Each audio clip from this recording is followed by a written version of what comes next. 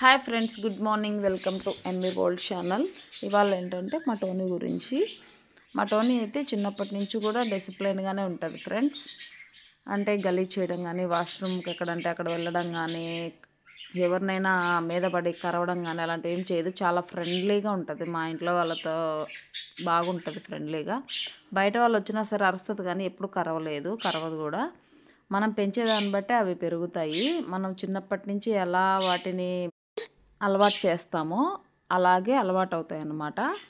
మొలక వంగంది మాన వంగదు అంటారు కదా, అలాగే మనం చిన్నప్పటి నుంచి కూడా ఫుడ్ కింద పడకుండా తినడం కానీ, ప్లస్ అలాగే ఒక క్లాత్ వేసి దాంట్లోనే తినమని చెప్పడము, డైలీ 3-4 టైమ్స్ బయటకు తిప్పడము, ఇలాంటివన్నీ చేయాలి. డాగ్స్ ఉన్న వాళ్ళు ప్రతి ఒక్కరూ చలికాలము క్లాత్ వేయాలి.